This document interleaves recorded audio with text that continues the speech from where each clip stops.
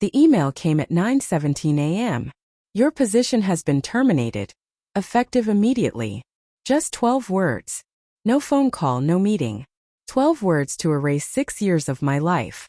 I stared at the screen, blinking, my heart pounding so violently I could hear it in my ears. My fingers trembled as I scrolled down. There it was, the signature of Evan Cole, my mentor, my boss, the man who once told me I was the beating heart of the innovation team. And beneath his digital flourish, one line made my throat close up. All intellectual property created under your employment remains property of Signet Systems. My patent. My algorithm. I leaned back in my chair, the walls spinning. The patent, the one that had just been valued at $800 million in pending government contracts, was under my name on the original draft. I'd spent 3 sleepless years coding, testing, refining it. Evan had simply guided. But somewhere between the draft and the final filing, he must have switched the names. And I, idiot that I was, had trusted him completely. The office felt sterile when I arrived to pack my things.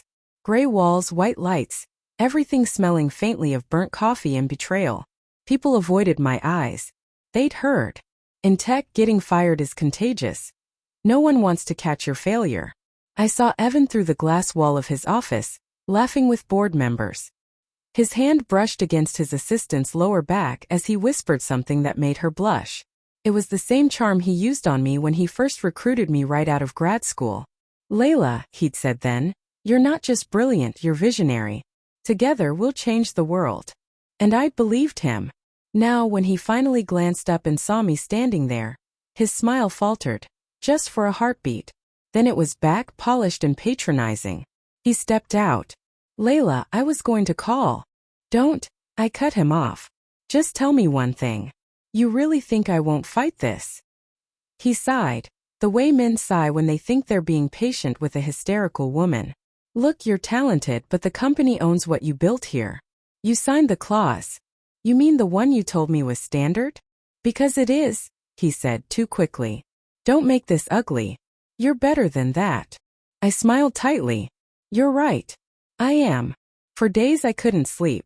Anger burned through my veins, but beneath it was something worse, shame. How had I missed the red flags? The late-night messages he sent that blurred the line between praise and possession. The subtle gaslighting. You'd never have finished this without my connections. The way he accidentally excluded me from investor meetings, then later called it a miscommunication. It wasn't just betrayal. It was erasure. I dug through old drives, backups, Git logs, every shred of data I'd ever touched. The algorithm's earliest version still carried my encrypted signature, hidden in the metadata. I'd buried it there out of habit, something to prove authorship if anything went wrong. And Evan hadn't noticed. That tiny string of code, just my initials timestamped, was my salvation. Still I hesitated. Suing him would be brutal. He had lawyers, money, reputation. I had memories. And exhaustion. Then, a message popped up in my inbox.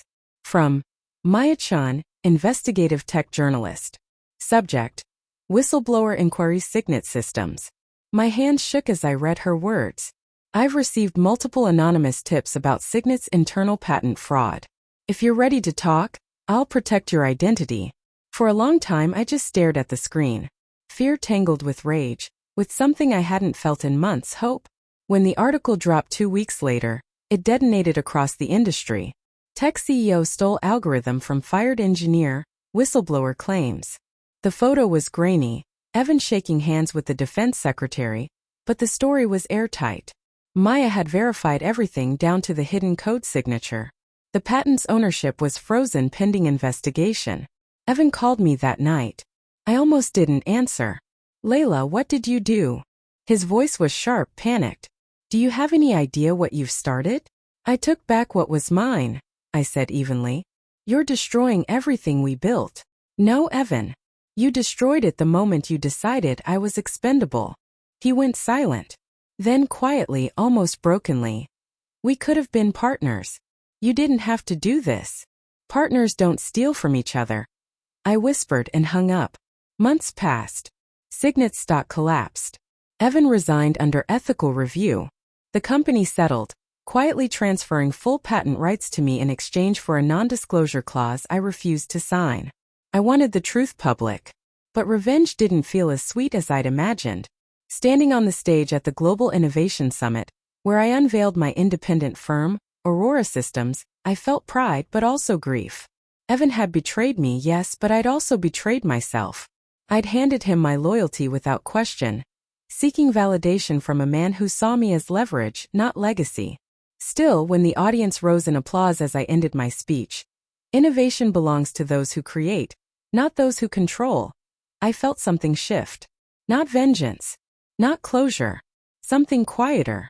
Reclamation. A month later, a box arrived at my office. No return address.